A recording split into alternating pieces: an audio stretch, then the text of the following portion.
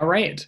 Well, thank you so much to everyone for joining our call today.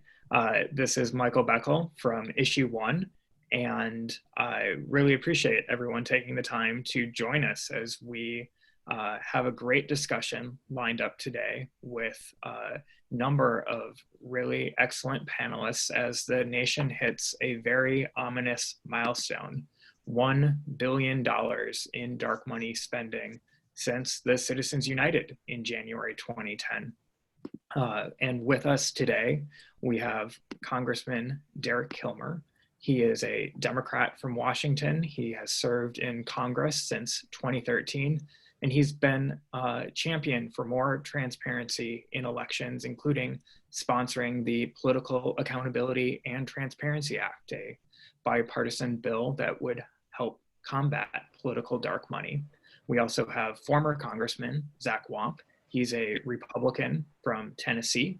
He served 8 terms in Congress and now serves as the co-chair of Issue One's Reformer Caucus, the largest bipartisan group of former members of Congress and former governors ever assembled to advocate for political reform.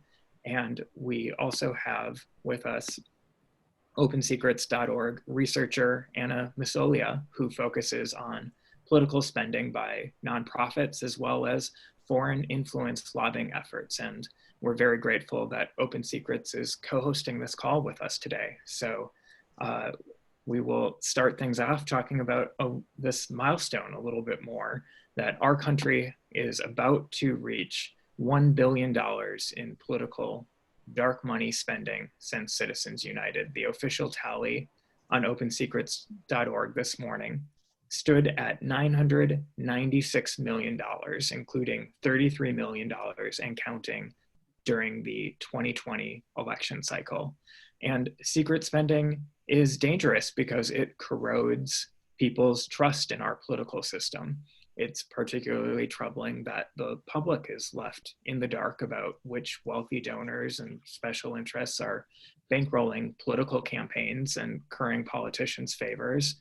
And it's impossible to follow the money. And that's a big reason why Issue One has backed the Political Accountability and Transparency Act, because no transparency means no accountability.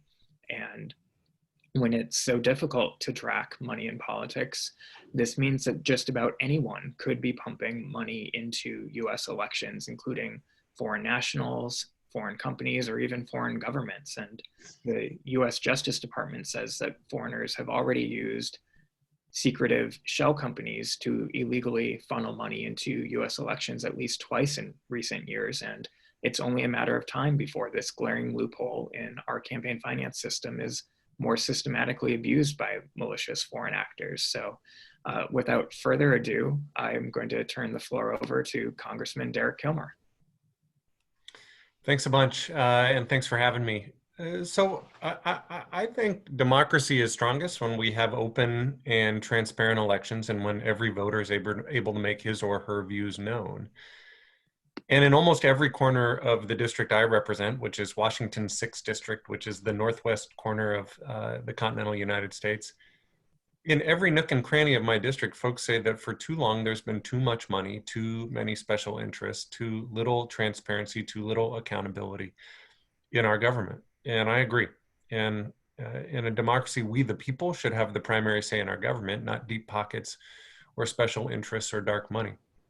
And that's why I've been working to reduce the role of money in politics and to fix the broken political system and to try to get Congress back on track. And I want to just acknowledge up front Issue One's leadership and partnership on this. They've shown that these issues can be bipartisan. And they've acknowledged that this needs to be a first issue. It needs to be Issue One if we're going to solve a whole lot of other challenges in our political system. For what it's worth, the House did the same thing this year. Every bill gets a number, and the majority party is allowed to designate those first 9 bills for important priorities. And HR 1, the first issue, was a bill called the For the People Act. It was the first major legislation taken up in this Congress. And I'll talk a little bit about the Political Accountability and Transparency Act that issue one's taken the lead on. But I also want to mention some of the components of the For the People Act, because it too incorporated a number of reforms that were bipartisan. It's a reform package that takes aim at voter suppression and the role of money in politics. It would directly address the problems facing voting rights and campaign finance reform and government corruption. And I think it's a bill that proposes reforms that can truly restore every American's voice in our elections. The part of the proposal is to improve access to voting for everyday citizens by enacting national automatic voter registration, making Election Day a national holiday, promoting early and online voter registration. It would end partisan gerrymandering and create a national strategy that addresses our election security infrastructure. And I want to point out, I think it's really important to note that there's components of this bill that have bipartisan support. So for example, it includes the Honest Ads Act, which is a bipartisan bill that I introduced that would require digital advertisements on the largest online platforms to meet the same disclaimer and reporting obligations that are required of other platforms that sell political ads like TV and radio. So why is that important? Well, we know that more and more political spending is gravitating into the online arena, and we also know that foreign actors have sought to influence elections via the internet. This bill is bipartisan, not only in the House, but also in the Senate, where Lindsey Graham and Amy Klobuchar have introduced a companion bill.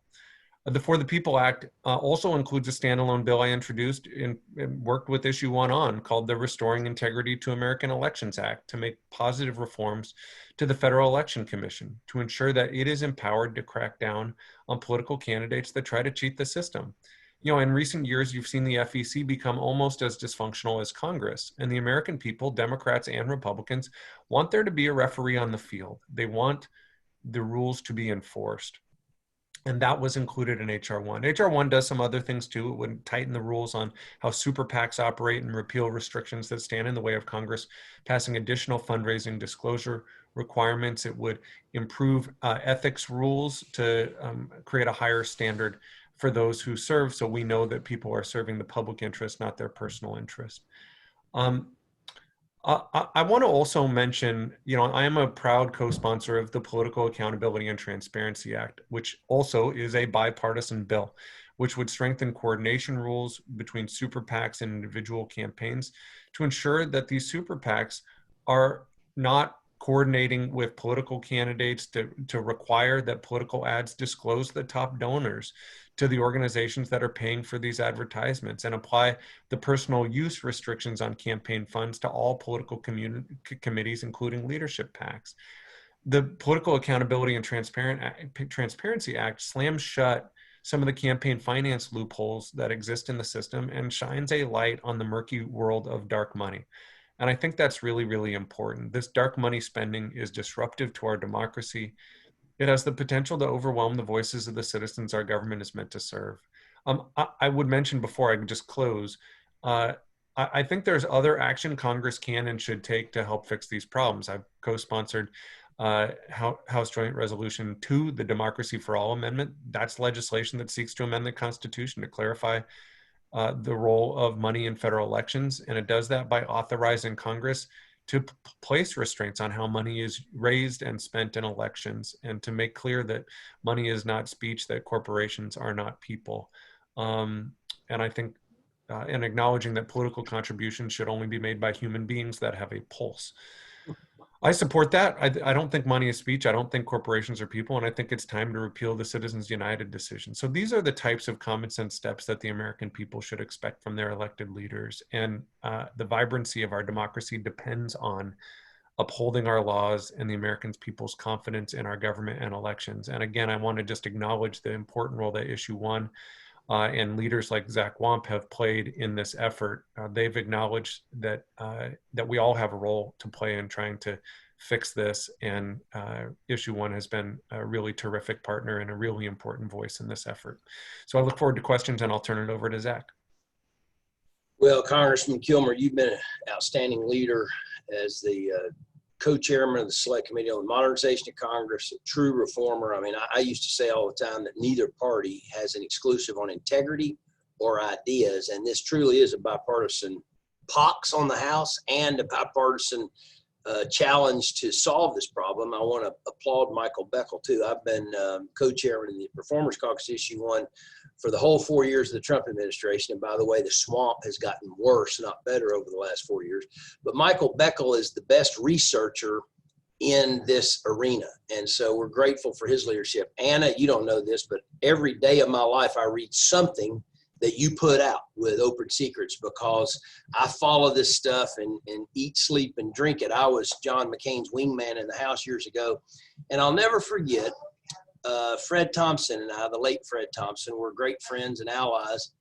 And the day that Citizens United ruling came down, he and I put out this joint statement in the state of Tennessee in which he said, from this day forward, candidates for federal office will lose complete control of their own campaigns and the messages that their campaign or their candidacy stand for, because these outside groups will end up dominating the entire process. And we see that unfolding before our very eyes. Now, for probably the first 2/3 of the time frame from Citizens United forward, the conventional wisdom was that dark money favored conservatives. You know, going back to the boogeyman was Tom DeLay. Everybody thought he engineered all this stuff and orchestrated all this. So this must be a bunch of Republicans trying to figure out how to gain an advantage. But let's just look at the facts here, because these are 501c4 organizations that actually don't have to disclose their donors. And in 2018, the last election cycle, 54% of all dark money went to the Democrat side of the column, and 31% went to the Republican side of the column, and 15% was actually nonpartisan of all the dark money spending in the last cycle. So what was once perceived to be a problem by the Republicans is now very much not only bipartisan, but it actually favors the Democrats.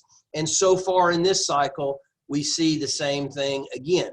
We now see it's gotten so egregious that there's this new thing that's happened. I think we've seen it in Kentucky, and North Carolina, and Kansas, where the dark money super PACs are spending in the primary of the other team. So they're actually spending money trying to get the wrong person nominated to help the people over here, and we don't even know who they are. It's the craziest thing. The Kobach race, I think, in Kansas was the wildest of all, where the liberals were spending dark money. You don't even know this because it's not disclosed. So it's got completely crazy. Here in Tennessee, because of the filing periods, we just had a Senate primary for Lamar Alexander's seat. Crazy story. A super PAC, dark money, was filed for the day after the deadline, which the election was August the 6th. July the 3rd, which is the day after the filing requirement deadline, a new group was formed, outside group, so that they don't have to disclose until after the election's over who put all the money in behind this outside group. It was 100% negative against a candidate named Manny Sethi. And if you go and do the research, and nobody ever does except Anna, you find that the major donors to this were the richest people in our state, including our former governor, his father, his brother. All these people pumped hundreds of thousands of dollars into this thing, and they waited to file for it until they didn't have to disclose until the election's over. What kind of nonsense is this? We're seeing this gross abuse of this provision. In that very example I just gave you, the U.S. Chamber of Commerce dumped $100,000 into that super PAC, and you did not know it until the election was over, that the chamber is playing in a Republican primary, which makes no sense whatsoever. So it is all about power. It's all about abuse now. And yeah, we got to overturn Citizens United, but Derek, in the meantime, we got to do everything we can to shine a light on all of these abuses, because it's hard to even keep up with. You know, the old, you can't coordinate. The whole thing is so muddy now that nobody thinks there are any rules. Nobody even attempts to comply. There's not only direct coordination between the campaigns and the outside groups, sometimes the family members are running the two, sleeping even in the same bed, and they say we're not coordinated, which is just impossible. Now, Anna, I see you're smiling. I'm going to pitch it to you because there's just a lot of meat here we can get into.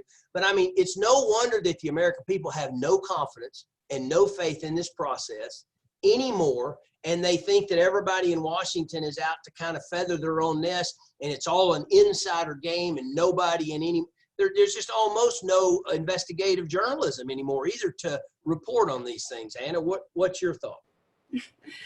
I think that journalism is so important to expose these, that more people digging into them is just so important. Thank you both so much for coming today and for participating. And thank you to Michael and Issue One for co-hosting this. I really appreciate it. It's such an important issue, especially going into the 2020 election. As I mentioned, my name is Anna Massoglia. I'm a researcher at the Center for Responsive Politics. I focus on dark money, which is just flowing into 2020 elections considerably, but it's also becoming a lot harder to track, which is one of the reasons that it is just so important for journalists and others to dig into all of this opaque funding. Groups with significant sums from secret donors are just spending to influence the outcomes of elections, leaving voters in the dark as they go to the polls. So it's really important for people to have access to that information before elections, not years down the line, if ever. So groups that do not disclose their donors, this is dark money groups, 501c4s, and other groups that explicitly refuse to disclose their donors, have reported spending just over $30 million to the FEC during the 2020 election cycle. That may seem like a big amount on its own, but that only accounts for about 5% of outside spending, excluding party committees. While the direct spending by dark money groups is small, the actual impact of dark money and the total dark money flowing into 2020 elections is huge. And it's something that is becoming increasingly hard to dig into because it's not just what's being reported to the FEC. Now, dark money is, in addition to what's being reported to the Federal Election Commission and more traditional campaign finance filings that people would really know to check, we're seeing millions of dollars funneled into digital advertising by dark money groups, which is subject to less stringent requirements than a lot of TV and radio ads. We're seeing TV and radio ads that are couched as issue advertising or issue advocacy that doesn't explicitly call for the election or defeat of a candidate, but paints a very favorable or often disfavorable picture of a candidate. And because of that is able to skirt FEC disclosure rules. And so we're seeing just millions of dollars funneling in that way, as well as through political contributions from dark money groups to super PACs. Often the dark money groups will fund a closely tied super PAC that may be located at the same location, staffed by the same individuals, and often exchange funds on the regular basis. But because the super PAC is the one that's doing the actual spending on ads, they're only legally required to disclose the dark money group's name rather than the ultimate donor in many cases. There's a lot of creative ways that dark money is continuing to flow into elections that are no longer encompassed by more traditional campaign finance filing. So it takes a lot more digging, which is where journalists are so important. 2020 is on track for a new record of dark money to super PACs. This can be spending from shell companies, from 501c4s, and other opaque vehicles that are giving money to super PACs that are legally required to disclose their donors, but would only disclose the dark source in this case. So we've seen at least 177 million. That's a new that's going on track to at least be a new record. We've already hit the amount that we spent that flowed from dark money groups to super PACs, hybrid PACs, and other political committees that are supposed to close their donors during the 2018 election cycle. And so we're on track for a new record there. We've also seen dark money groups spending millions of dollars on things like issue ads, as I mentioned. As of this week, we've seen groups that do not disclose their donors across the board spending more than 173 million on things like issue ads in 2020 elections, as well as political ads.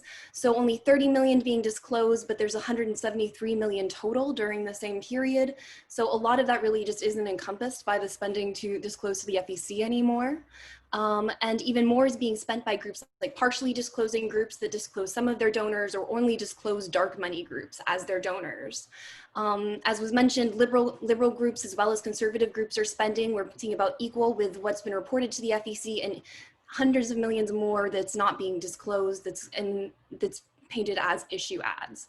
More than 116 million has flown from dark money groups tied to Republican and Democratic leadership in the form of political ad spending, including mostly issue ad spending and political contributions. And so dark money from anonymous sources is just continuing to seep into all levels of US government and political processes, from everything from presidential elections to congressional elections, as well as in judicial nominations, inaugurations, and even state and local elections. And so it's certainly not going away despite what people may think when they look just at the FEC filings. There's a much bigger picture out there. It's just continuing to get darker.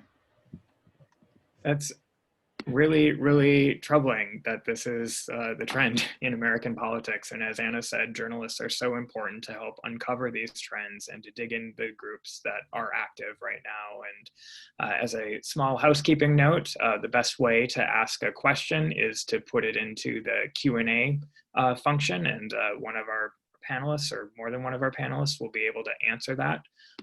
The first question that we have comes from Jim Zeroli from National Public Radio, and he asks, what more can you tell us about dark money spending that's taking place this election cycle, and what does it get used for? And obviously some of Anna's answer just spoke to that, to say that, you know, we are on pace this year where liberal groups could outspend conservative dark money groups for the second election cycle in a row. You know, today, both Democratic operatives and Republican operatives are using dark money vehicles. I was wondering if either any of the other panelists wanted to speak to that trend and what that means for our country.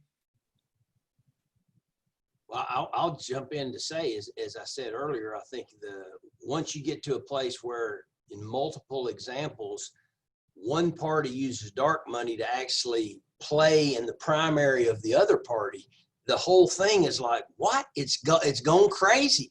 I mean, literally, they're supporting candidates in the other primary, trying to get the wrong one to win so that they can win. This is how convoluted the whole thing's gotten. When they're asking what's going on, to me, that's a trend like, I mean, we've all lost our mind. You know, at what point do we declare détente? You know, one of the other questions, I don't want to jump ahead of you, is Jeff Clement started this American Promise group, and they're trying to get, you know, a constitutional approach. Yes, we got to do all of that, but we really could have détente declared by the party leaders of both parties in power today, now that both sides have actually taken advantage of this. You know, again, it was a Republican problem for a while, now it's a Democratic problem. It's like both parties have a pox on their house, and until we get some kind of an agreement in this country that we're going to have sweeping reforms, I believe no matter who wins power, the first step to solving these problems out of Washington would be to say, we're not going to make this a Democrat solution or a Republican solution. We're not going to play politics. The whole bill approach last year, Derek, if the Democratic leadership, when they won power, would have said, we're going to make this bipartisan from the very beginning, you got a chance of doing a comprehensive package. But if it is completely a Democrat solution as opposed to a bipartisan solution, it's dead on arrival in the United States Senate. And power is going to switch back and forth. Right now, the latest projections show that the Senate may come down 50-50 again. Well, as long as the country is going to be divided, the only way we're going to solve this problem, you can have a grassroots national movement to try to amend the Constitution, but it's really hard and it takes a really long time. But if you actually had the leadership of the country work together to say, we're going to declare détente, we're going to set down our nuclear political arms, and we're going to do the rational thing. And it's really going to take people like Derek Kilmer to do it, because he now has a tremendous amount of equity. We get good Republicans, as long as they don't go home like Tom Graves is going home. You know, they can actually influence the leadership to at least carve the edges off of a really screwed up system. That's just my, you know, I've been out for 10 years, so I'm not on the inside of all this, but we've got to come together as a nation on this issue. It is very corrupting, and the American people are just checking out. We've got a couple other great questions in the queue. One panelist or one attendee, Lisa Sales, asks, what about a digital modernization strategy and one platform where it could all get reported? Could that help? And that sort of dovetails with something that attendee Nancy Morgan said, that it seems strange that Facebook can put a ban on political ads a week before the election, but the federal and state governments are totally unable to get around the money is speech issue. Congressman Kilmer, do you want to speak to the Honest Ads Act and some of the digital modernization strategies behind that? Yeah, I think it's really important. Right now, if a political candidate runs ads or an outside group runs ads on television or on radio, there are disclosure requirements. And you can even go look at the public file where they list who's spending how much on what channels. You can get to that level of detail. That does not exist right now in the online arena, though some technology companies have chosen to sort of self-regulate. There's no federal law that regulates political spending in the online arena. That is problematic. That's problematic both from the standpoint of the fact that more and more political spending's going into the online space, and because we know foreign actors have sought to influence our elections through online spending. And so the Honest Ads Act would basically apply the very same disclosure requirements and transparency requirements that exist for TV and radio broadcast spending. It would apply those requirements in the online space. And this was a bipartisan bill. And I think to Zach's point, nothing should be keeping the U.S. Senate from voting on a bill like that. That is a Lindsey Graham and Amy Klobuchar bill in the Senate. They could pass that now, and it could make a real difference on transparency. Amen. Amen. We've got another question in the queue, and as a reminder, feel free, other people listening in, feel free to get your questions in the Q&A as we're running out of time here on the call. But we've got a question from Ken Doyle at Bloomberg Gov, who asks, if reliance on dark money is bipartisan, what are the prospects for change after the election? And, HR 1 obviously passed the House this Congress, but didn't go very far in the Republican-controlled Senate. What would be the same or different if the Senate and the White House are controlled by Democrats next year? I'd like to hope that some of these things could get a vote in the Senate. I mean, I think the concern, and I don't necessarily disagree with what Zach said about wanting to see these bills be bipartisan, ideally from the beginning, in part because it's hard to get people there for the landing when they're not invited for the takeoff. The reality is, though, there are standalone campaign finance reform bills that haven't really seen the light of day in Mitch McConnell's Senate. And I don't say that in a partisan way. That's just a statement of fact. Things like the Honest Ads Act, things like the Federal Election Commission reform bill. In fact, Leader McConnell has editorialized against those things. And so I think one thing that could change following this election is if there is a new Senate Majority Leader, at least these things could see the light of day. They could get a hearing, they could get a vote. And I think, as we've probably beaten like a dead horse at this point, there are proposals out there that are bipartisan that I think if they were given a chance to get the vote, not only would they have a majority of votes in the Senate and in the House, but the vast majority of the American people are supportive of this too. And don't sleep on the importance of that. I think that's why organizations like Issue 1 have gotten the traction that they have, is because the American people are demanding change. Let me say too, let's just face it, a lot of people have been waiting for Mitch McConnell to either go back to Kentucky and not be the majority leader because he's against everything. What's ironic about that is 35 years ago, he was for all of this. He honestly was. He was a campaign finance reformer. My son's podcast, swampstories.org, which is an Issue 1 production, has a whole segment on the positions that the leader McConnell took back in the 80s when he was not the leader on these issues. And it was completely opposite of what it is today, which that's what happens when they get in the leadership position. But back in when I was there, when President Obama was elected and the Democrats had everything, the House and the Senate, they didn't move on these things. And so I'm hopeful that if they win, that they will this time, because that did not happen. That's a big disappointment. Talking about other ways that people that you know, like Anna and people like us that are active on these issues get really disappointed when somebody says, oh, you give us the majority and give us all the power, we're going to do these things, and then they didn't do them because they felt like, oh, now we have it, we got to keep it.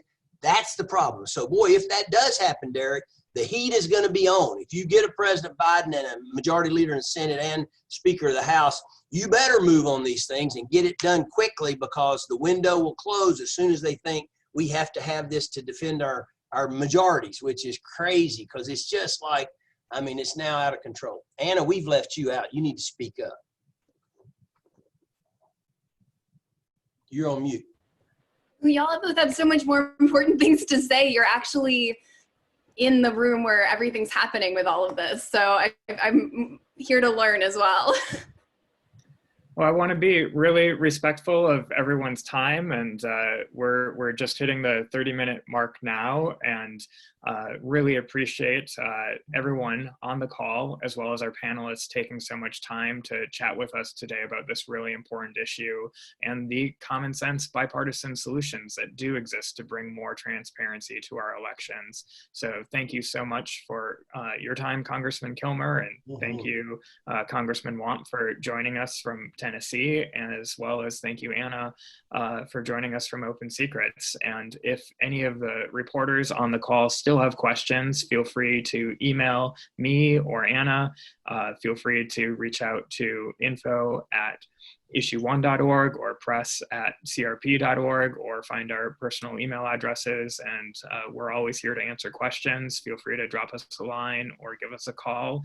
And you can find tons of great data about dark money spending on OpenSecrets.org, as well as dig into more reports about what's happening both at OpenSecrets.org and issue1.org. So thank you everyone for your time today. Thank you. Have a great day. Thanks, you guys.